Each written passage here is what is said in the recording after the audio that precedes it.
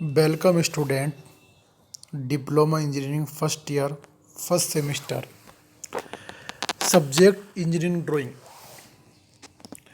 तो स्टूडेंट, हम आपको इंजीनियरिंग ड्राइंग का सब्जेक्ट पढ़ा रहे हैं और आज के टॉपिक पे हमने आपके सिलेबस का जो एक बहुत बड़ा पार्ट है यानी कि स्केल का मैंने टॉपिक लिया है। तो स्केल के टॉपिक में आज हम आपको स्केल के बारे में बताएंगे और ये आपके सिलेबस के जितने भी हमारे चैप्टर हैं, सब चैप्टर को आप अलग अलग तरीके से पढ़ोगे। किसी भी चैप्टर का ज़्यादातर कोरिलेशन दूसरे सब्जेक्ट से नहीं है, दूसरे चैप्टर से नहीं है। कहीं ना कहीं स्केल अपने आप में एक अलग चैप्टर है और इसकी डिज़ाइनिंग और इसको समझना बिल्कुल अलग है। अभी जैसा इससे पहले लेक्चरों में इंजीनियरिंग ड्राइंग के थोड़ा बेसिक कंसेप्ट आपको बता रहा था, कहीं ना कहीं उसका रिलेशन पूरी ड्राइंग से है, उसका यूज़ यहाँ पर भी होगा।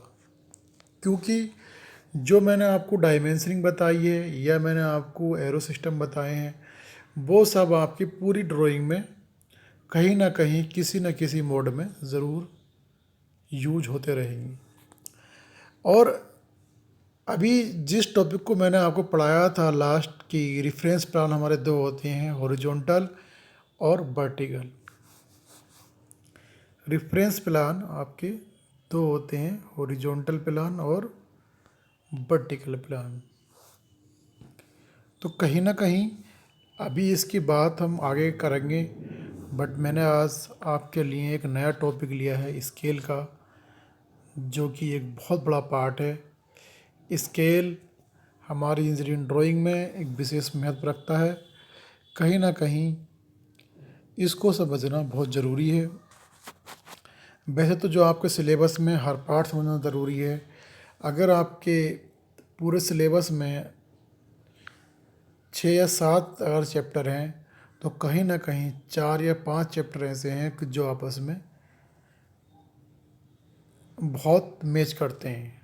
कहीं ना कहीं 3-4 चैप्टर ऐसे हैं जो बिल्कुल अलग होते हैं। आप इनको पहले पढ़ लो, बाद में पढ़ लो, कोई प्रॉब्लम नहीं है। ये डिपेंड करेगा कि हम इसको कितना कमांड करते हैं और एग्ज़ाम में कितना क्वेश्चन इससे आता है। तो स्केल आप जानते ही हैं कि स्केल क्या होता है। स्केल अभी तक हमने इस टाइप के स्केल का यूज़ करा है कि इस पे हमारे कुछ पॉइंट कटे होते हैं और जिसके ज़रिए हम कोई भी मेजरमेंट आसानी से कर लेते हैं। तो स्केल को अगर समझें तो स्केल एक ऐसा इंस्ट्रूमेंट है जो किसी अज्ञात चीज़ को बताता है उसकी प्रॉपर्टी कि ये जो हमारी वस्तु है कितने मीटर की लंबाई की है, कितनी चौड़ाई की है और कितनी ऊंचाई की है। तो किसी भी वस्तु की मेजरमेंट को शो करने के लिए स्केल का यूज़ किया जाता है। तो स्केल की सहायता से हम किसी भी अननोन चीज़ को ज्ञात कर सकते हैं और एनालाइज कर सकते हैं कि इस वस्तु का क्या लेंथ, क्या विड्थ, क्या हाइट है। तो उस वस्तु की सपोज करो हमारे पास ये कोई लकड़ी का टुकड़ा है, एक लकड़ी का टुकड़ा हमारे पास ये है, तो हमें नहीं मालूम होता कि कौन सा क्या है। जब आप इसकी डायमेंशन मेजर कर दोगे, मेजरमेंट कर लोगे, तो फिर हम इसकी वैल्यू को समझ सकते हैं, कौन बड़ा है, कौन छोटा है, किसकी क्या लंबाई है, चौड़ाई है और ऊंचाई है। तो यहाँ पे सबसे पहले आप देखें कि ऑब्जेक्ट को ड्राइंग शीट पर अनुपातिक साइज में सुविधानुसार बनाने की आवश्यकता होती है, क्योंकि अधिक बड़ी वस्तु को डिज़ाइन को ड्राइंग शीट पर वास्तविक और पूर्ण आकार में बनाना संभव नहीं है। अगर आप देखें कोई शहर है, अगर शहर है तो हम शहर के नक्शे को इस तरीके से ले सकते हैं। तो ये पॉसिबल नहीं है कि पूरे शहर को इस सीट पर आपने ले लिया। सिर्फ हम इमेजिंग करते हैं इमेजिंग करते हैं कि हाँ हमारा शहर ये है, यहाँ इसका रेलवे स्टेशन है, यहाँ बस स्टॉप है। तो किसी भी बड़ी चीज़ को हम छोटा करके ड्राइंग शीट पर दिखाते हैं, तो कहीं ना कहीं हमें स्केल की सहायता लेनी पड़ती है। तो यहाँ इन्होंने बोला है कि वास्तविक आकृति को ड्राइंग शीट पर शो नहीं किया जा सकता। अब सपोज करो मैंने आपसे कहा कि आप 1 किलोमीटर की दूरी को मैंने शो कर दिया 1 किलोमीटर, और मैंने ये दूरी लगा दी, तो ये पॉसिबल नहीं है कि हमारी 1 किलोमीटर की दूरी है। तो कुछ ना कुछ ये हमने दूरी सेंटीमीटर में ले रखी है। तो 1 किलोमीटर की दूरी के लिए कोई भी ड्राइंग शीट अवेलेबल नहीं है। अगर 1 किलोमीटर की दूरी की बात करें तो वो आपको चलना पड़ेगा। आप जानते हैं कि 1 किलोमीटर कितना होता है। 1 किलोमीटर को शो करने के लिए हम स्केल की सहायता से लिख सकते हैं 1/, अगर मैंने 1/50 का स्केल माना तो मैं इसको 2 सेंटीमीटर के द्वारा 1/50 माना इंटू 1 किमी। तो 1 किमी को सेंटीमीटर में कन्वर्ट करूँगा। तो जब 1 किमी को मैं सेंटीमीटर में कन्वर्ट करूँगा तो 1 किलोमीटर में होते हैं 1000 मीटर, और 1 मीटर में होते हैं 100 सेंटीमीटर। तो 1/50, तब हमारा इसका स्केल आ जाएगा। तो आप कह सकते हैं कि स्केल एक ऐसा इंस्ट्रूमेंट है जिसकी सहायता से हम कोई भी अननोन चीज़ को मेजर कर सकते हैं और उसका आकलन कर सकते हैं। तो ड्राइंग शीट पर जब हम कोई फिगर ड्रा करते हैं तो कहीं ना कहीं वो फिगर, बहुत बड़ी फिगर को भी हम बहुत छोटा ड्राइंग शीट पर शो कर सकते हैं, और बहुत छोटी चीज़ को हम बहुत बड़ा करके भी ड्राइंग शीट पर शो कर सकते हैं। तो सबसे पहले स्केल में हम ये बता रहे हैं आपको कि बड़े बड़े शहर का नक्शा उसकी वास्तविक मापों में कागज़ पर बनाना संभव नहीं है। इस प्रकार अत्याधुनिक छोटी वस्तु जैसे घड़ी के पुर्जे ड्राइंग को भी वास्तविक पूर्ण मापों में कागज़ पर बनाना संभव नहीं है। तो ड्राइंग शीट पर उचित मापों बनाने के लिए उचित स्केल का यूज किया जाता है। जैसे बड़ी वस्तु के लिए अगर कोई बहुत बड़ी फिगर है तो उसके लिए हम रिड्यूसिंग स्केल, और छोटी वस्तु के लिए हम इंक्रीजिंग स्केल का यूज़ करते हैं। कागज़ के अनुकूल वस्तु को ड्राइंग वास्तविक मापों में ही बनाना के लिए फुल साइज स्केल का यूज़ किया जाता है। वस्तु के मापों के आरेखन को कागज़ पर बनाने योग्य संबंधी दर्शाने के लिए भिन्न भिन्न मापनियों का यूज़ की जाती है, और ड्राइंग में मापनी का उपयोग महत्वपूर्ण है। इसके लिए वस्तु की वास्तविक माप को काल्पनिक माप में दर्शाते हैं। सबसे पहला पार्ट आता है आपका RF, यानी कि रिप्रेजेंटेटिव फ्रैक्शन। ये जो हमारे पास पार्ट निरूपक भिन्न, रिप्रेजेंटेटिव फ्रैक्शन, निरूपक भिन्न। निरूपक भिन्न क्या होती है, यानी कि हमारा RF क्या होता है। आलेखन में वस्तु की प्रदर्शित की गई माप तथा वस्तु की वास्तविक माप के अनुपात को निरूपक भिन्न कहते हैं।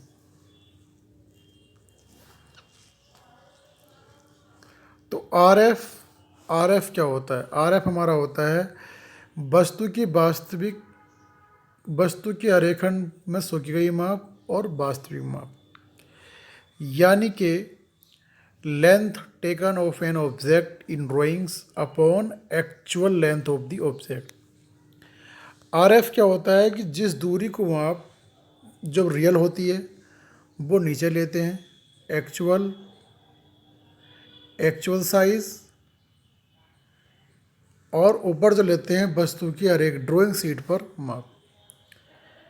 ड्राइंग शीट पर कितनी आप माप ले रहे हैं, ड्राइंग शीट पर साइज।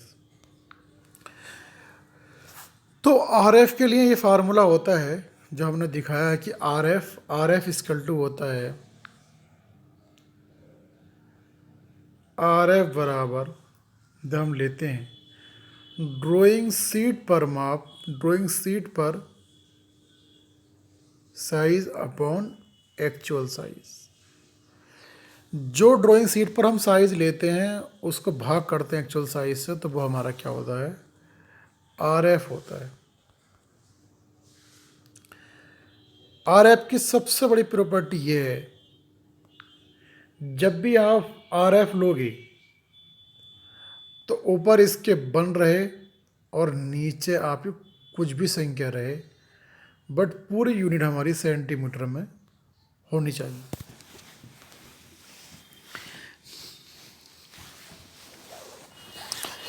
आप ध्यान दें, जब भी आप RF निकालेंगे तो RF हमारा इस तरीके से होना चाहिए कि बन के बटे में हो। यहाँ पर चाहे कुछ भी संख्या आए, 100 आए, 200 आए, 300 आए, बट पूरी की यूनिट हमारी किस में रहे, सेंटीमीटर में।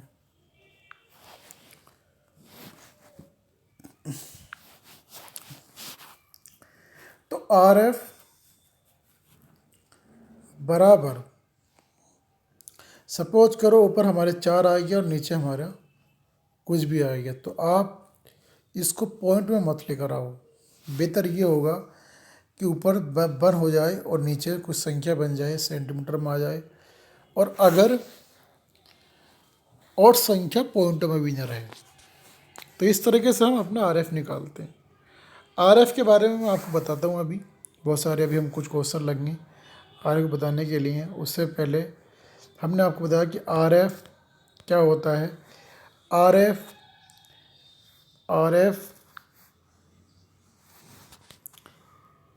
तो RF यानी कि निरूपक भिन्न, वस्तु की आरेखन में प्रदर्शित माप, यानी कि ड्राइंग शीट पर सोखी गई दूरी अपॉन वास्तविक दूरी को जब हम भाग करते हैं तो वो हमारा RF आता है।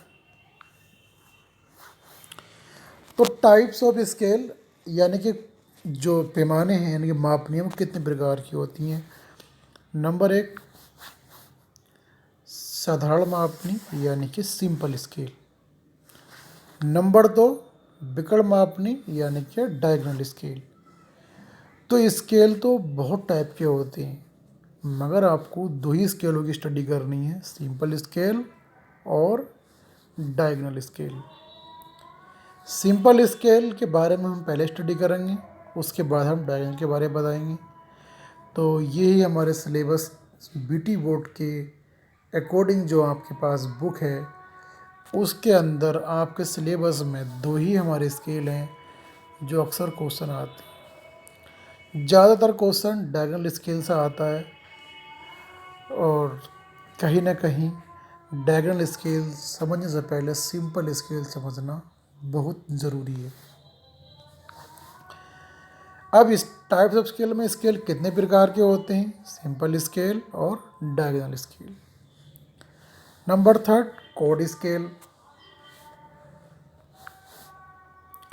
Code scale, isometric scale, vernier scale और कंपैरेटिव स्केल।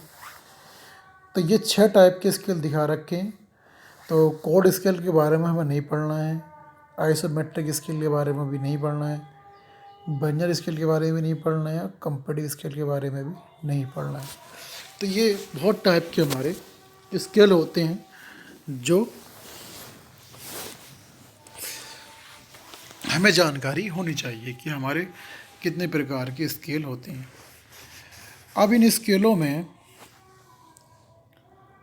अगर आप देखें कि code scale, isometric scale, vernier scale, comparative scale, हालांकि हमें इनकी स्टडी नहीं करनी है, बट हमें मालूम होना चाहिए कि स्केल जो है कितने टाइप के होते हैं। कोड स्केल, अब कैसे कोड स्केल है, कोड स्केल की अगर बात करें तो ये हमारा एंगल मेजरमेंट के लिए किया जाता है।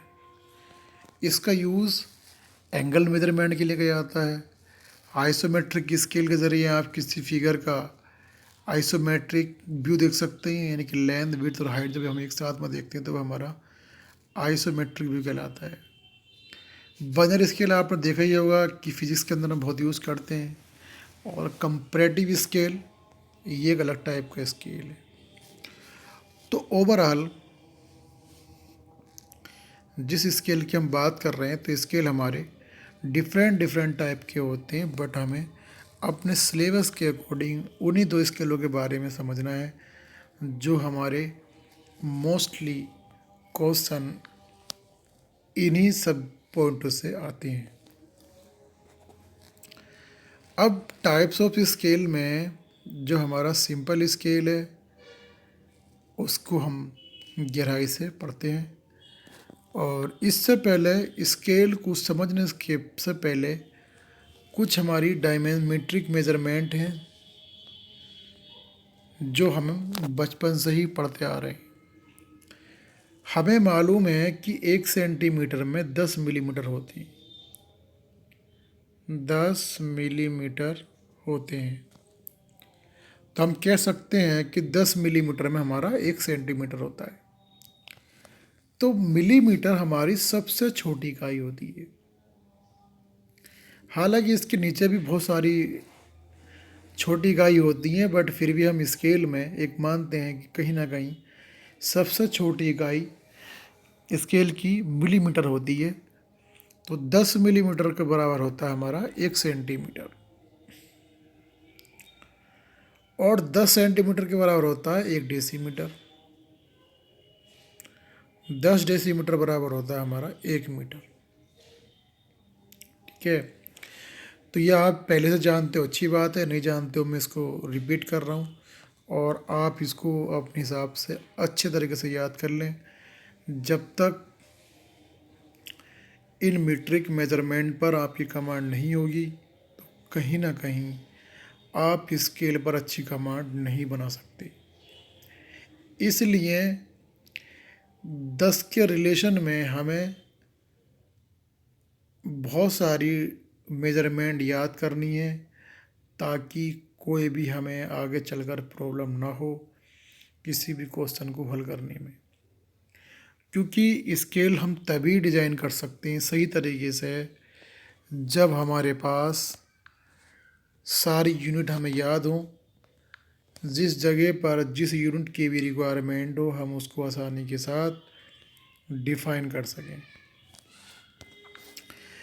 तो 10 बराबर होता है 1 सेंटीमीटर, और 10 सेंटीमीटर बराबर होता है 1 डेसीमीटर, और 10 डेसीमीटर के बराबर होता है हमारा 1 डेकामीटर। सॉरी, 10 डेसीमीटर बराबर होता है 1 मीटर,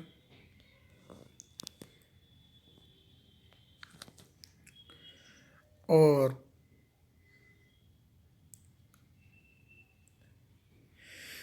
10 मीटर बराबर होता है हमारा 1 डेकामीटर।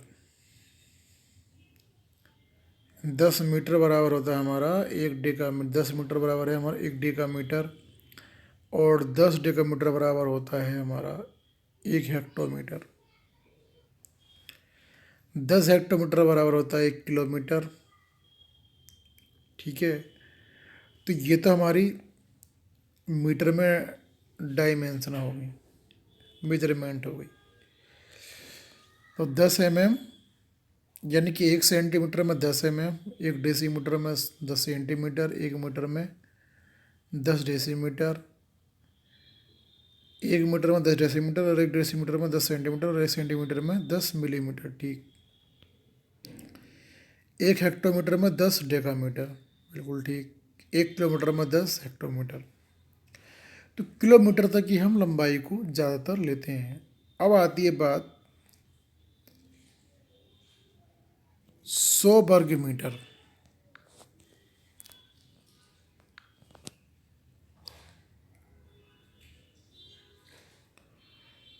100 वर्ग मीटर में हमारा होता है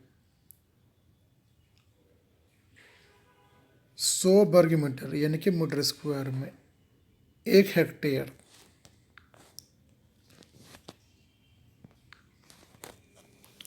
100 वर्ग मीटर यानी कि 100 वर्ग मीटर में होता हमारा 1 एकड़। एयर का मतलब है एकड़, एकड़ का मतलब हमारा यहाँ पर है, एयर का मतलब 1 एकड़। तो अगर कोई 100 स्क्वायर मीटर कोई एरिया है, 100 स्क्वायर मीटर, तो वो हमारा कहलाता है 1 एकड़। 100 स्क्वायर मीटर, 100 मीटर, यानी कि 100 मीटर 100 मीटर के इस तरीके से हमारे पास कोई एरिया है सौ स्क्वायर मीटर का, तो वो कहलाता है हमारा 1 एकड़। 10⁴ अगर है तो 1 हेक्टेयर।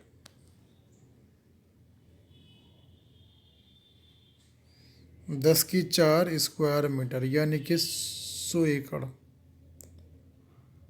100 एकड़ का होता है 1 हेक्टेयर। 100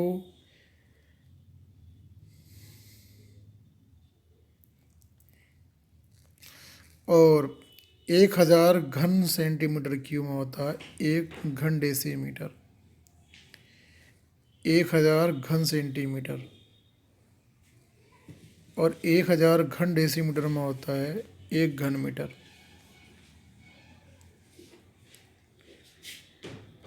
1 इंच में होते हैं 2.54 सेंटीमीटर।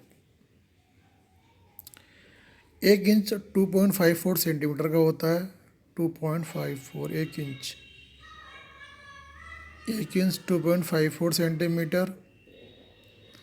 1000 घन डेसीमीटर में होता है 1 घन मीटर। 1000 घन सेंटीमीटर में होता है 1 घन डेसीमीटर। तो ये कुछ यूनिट हैं और मैं इसको एक तरीके से और शो कर सकता हूँ। सबसे पहली बात ये है, आप इसको नोट भी कर लेना। सबसे छोटी जो हमारी यूनिट होती है मिलीमीटर होती है।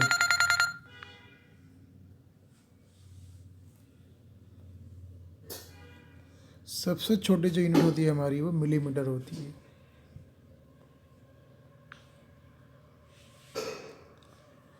मिलीमीटर से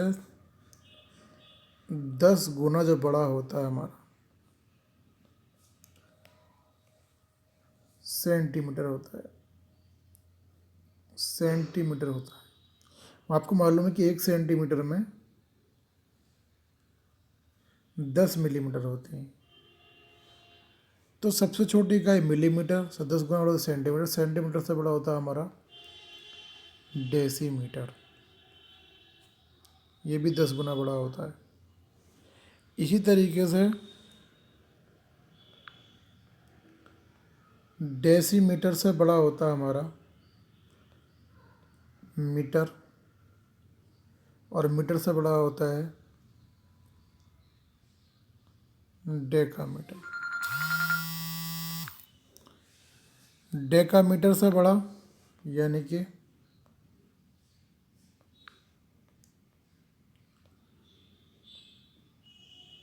डेकामीटर से बड़ा होता है हमारा हेक्टोमीटर और हेक्टोमीटर से बड़ा होता है हमारा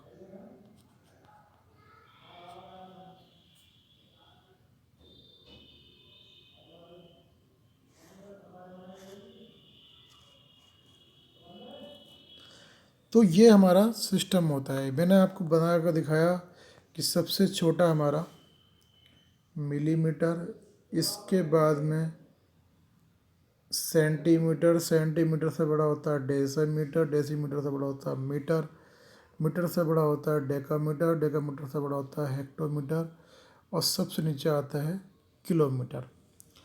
तो इन सब में 10 गुने का रिलेशन होता है। अगर आप देखें तो हर एक संख्या 10 गुनी बड़ी है। तो सब 10 गुनी बड़ी होती हैं। तो इस तरीके से आप एक बना सकते हैं। सबसे छोटी मिलीमीटर,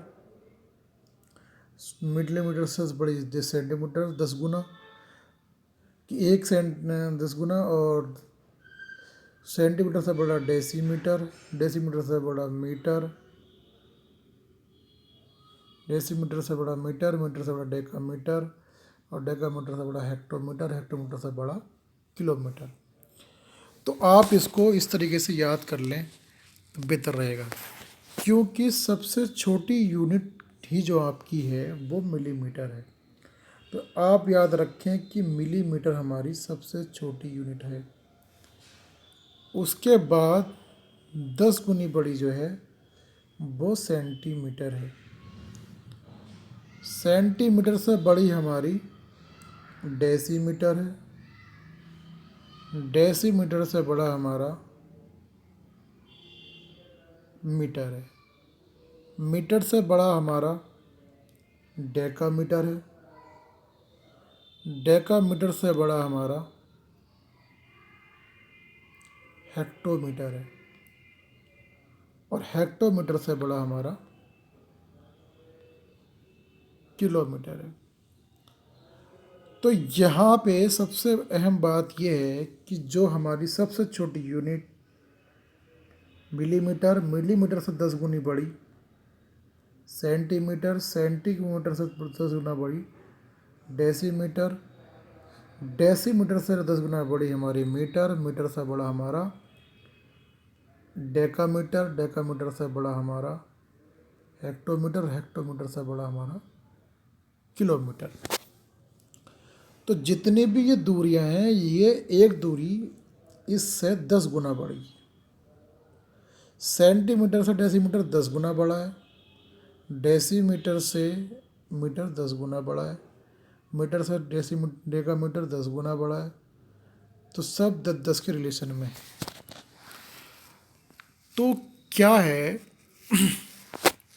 इसको आप एक फॉर्मेट में याद रखें।